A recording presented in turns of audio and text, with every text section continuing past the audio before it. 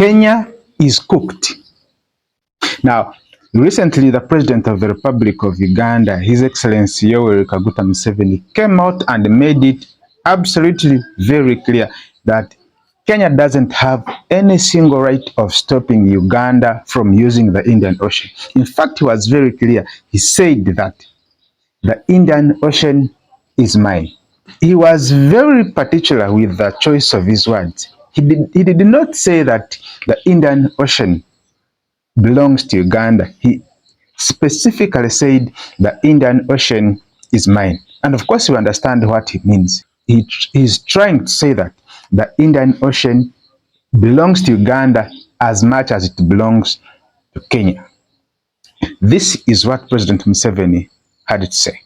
How will Africa defend itself? If we have got economic integration, it can help with the economy. But how about defense? How do we defend ourselves? The Americans are now saying they want to be superior in land forces, on land. They want to be superior in the air force. They want to be superior at sea, navy. They want to be superior in space. And they have all been to the moon. The Americans have been to the moon, the Russians, the Chinese, the Indians have now gone. You fellows, you are here on Earth. Those fellows are on the moon, looking at you like insects. I don't like to be in that situation. That's why I say, you people, why don't you see how to unite? Because Uganda, even if you wanted to build a navy, how can you build it? We don't have access to the sea. The political organization in Africa is so irrational. Some of the countries have no access to the sea. For economic purposes, but also for defense purposes, you are stuck. How do I export my products? That's why we have got endless discussion with Kenya, then this one stopped, then another one comes, then the railway, the pipeline, the what, we discuss. But that ocean belongs to me. Because where is my ocean? I am entitled to that ocean. In future, we are going to have wars. In the future, we are going to have wars. How can you say that you are in a block of flats, that the compound belongs to only the flats on the ground floor, that the compound belongs to the whole block. All the flats are entitled to the compound. Yeah. There's no way you can say. So may I just watch these people? You are really endangering yourself. How can you have a situation like this? Uganda is landlocked inside here. But where is my ocean? My ocean is the Indian Ocean. So, no, it belongs, really, me. I'm on the top floor of the block. And then you say the compound belongs only the ones on the ground floor. This is madness. So that's why I say, you people, you better unite economically for the sake of prosperity, if you want prosperity. Market. But if you want stability, and also strengthen the world, so that you can go and to the moon also, you go to the moon. The ones who have been to the moon are big ones, not small people. Superpowers. The Americans, the Chinese, the Russians, and the Indians now. Our friends, the British, are still here with us. On Earth, they have not gone. They can't go. It's too much. One country can't manage. The French are here with us. All these fellows, except those four, because size matters. So that's why we say, you people, why don't you look at East Africa so that you deal with the issue of strategic security? These are the 7 points in the manifesto. Thank you. Normally when I'm talking in the rallies, I don't have time to go into all of them. Yeah. But now that you have invited me. You are the ones who invited me. And you do, once you invite me, you do so at your own risk. It's our pleasure, Your Excellency. I can talk to you for ages until you sleep. Now, President Yoweri Kaguta Museveni is trying to make a lot of sense in his statement. Now, there is something that I picked that makes a lot of serious sense. The Indian Ocean doesn't specifically belong to Kenya. Kenya is only neighboring the Indian Ocean. And in that instance, it does not have absolutely any right to stop other countries from using the Indian Ocean. Kenya, through its Ministry of Diaspora Affairs, has responded. Before we go into the response of the Kenya's Ministry of External Affairs, let's first look at the United Nations Convention on the Law of the Sea. The United Nations Convention on the Law of the Sea was enacted in 1994.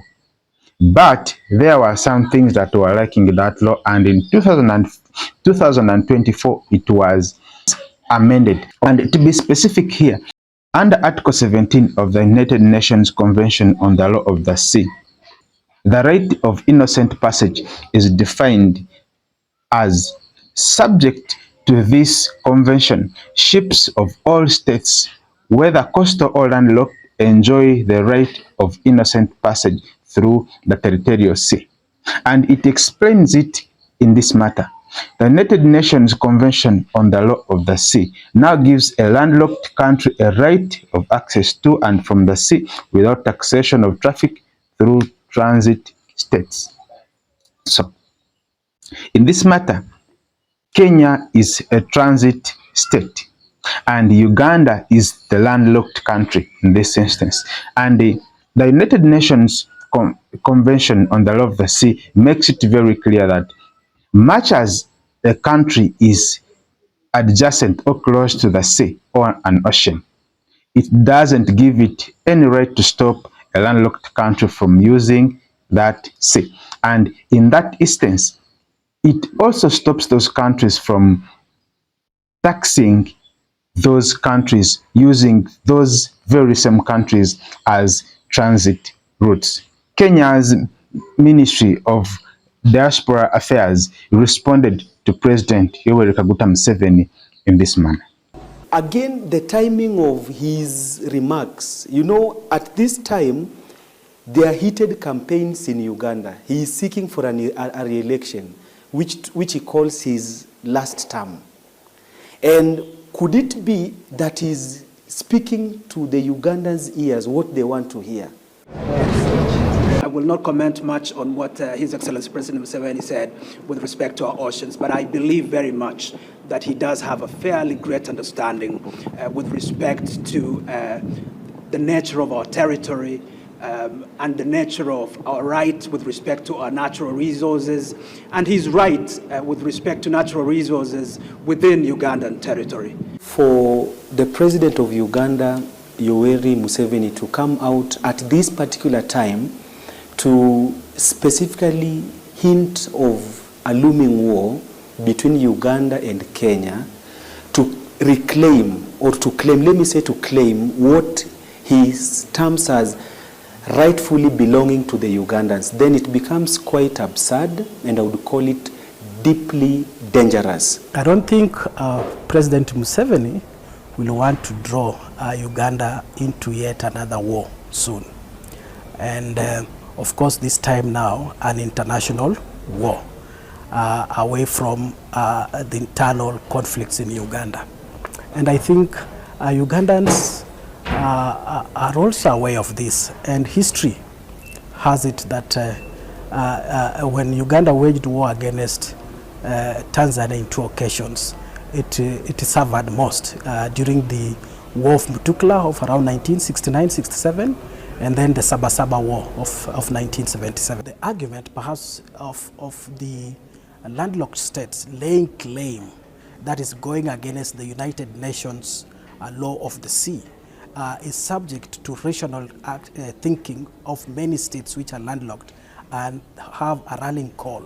And that is when perhaps it can define conflicts of future. So the future may not be today, it may be after a number of years that are calculated in terms of how the landlocked countries are feeling they are oppressed in terms of the existing international law.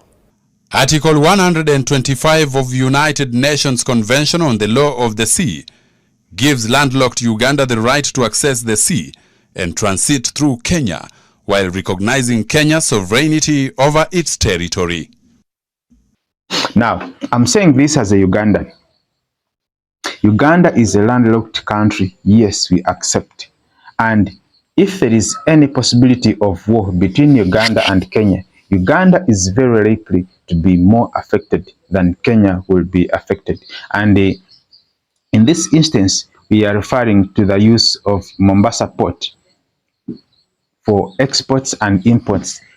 In fact, Mombasa port is the bedrock of Uganda's imports and exports, and it is the bedrock of Uganda's economy. But that doesn't give the Kenyans an opportunity to ridicule Uganda and disrespect them based on the fact that they are next to the Indian Ocean, not owning the Indian Ocean, just adjacent to the Indian Ocean. And if there are any possibility of war, and I want to categorically state it that Kenya cannot win a war with Uganda, a military one. It can only survive an economic war, but a military one, no. There has been so much talk on Twitter and on all the other social media platforms about the possibility of a military war between Uganda and Kenya. And I would love to categorically state it that Kenya cannot even want to go that direction, because Uganda has the most sophisticated army in Africa. Uganda is exporting security in Somalia, in Central African Republic, in the Democratic Republic of Congo, in Sudan, among very many other countries. And in fact, if there is any thought of a war, Kenya is the last country that would want to go to war with Uganda.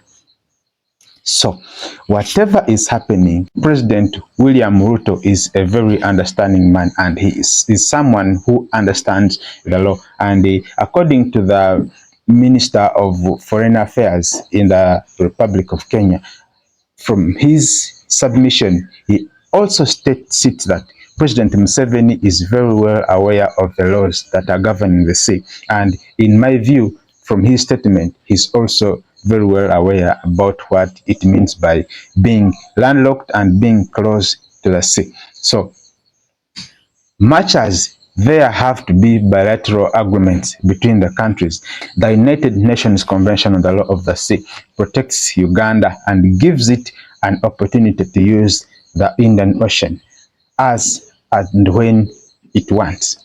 In another turn of events, this wasn't expected at all, but Yoweri Kaguta Museveni has opened a can of worms, and we also saw if the Ethiopian Prime Minister come out very clearly and is saying that Ethiopia is also a landlocked country and it deserves the right to access the Red Sea, which is in Eritrea and also the Indian Ocean.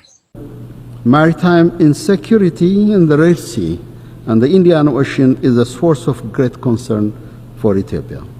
With over 120 million population and significant maritime trade, Ethiopia entirely depends on the safe, secure maritime activity in the Red Sea and Indian Ocean. This region is threatened by conflicts, piracy, and other illicit activities. Over the years, Ethiopia has played an instrumental role in combating the cause of insecurity. We also continue our efforts to work with other neighbors to contribute on durable basis to ensure peaceful navigation on the high seas. We see a great need to chart a new path for inclusive maritime security engagement with equal participation of countries with stakes on both sides of the Red Sea and Indian Ocean. As this war goes on and on. We see a very serious turn of events in very many landlocked countries, and I have a feeling that very soon Rwanda will also rise up against Tanzania, Burundi will also rise up against Tanzania, and all those other countries will rise up against each other, most especially those countries that are landlocked with those countries next to the Indian Ocean, the Red Sea, and those other big water bodies around Africa. All the other countries, I mean landlocked countries, are supposed to give great thanks to Yoweri Kaguta Museveni because he's the only person who has the balls to raise this point. And all the other countries have woken up. And if we are to go into an economic war, I guess it's not a war that Uganda would want. But Yoweri Kaguta Museveni is a man of his word. If he says he will not bow down to pressure, he will absolutely not bow down to any kind of pressure because the law is on his side. This is Wamba TV. Don't forget to subscribe to this channel because it gives us an opportunity to grow and reach to you all the time. Thank you.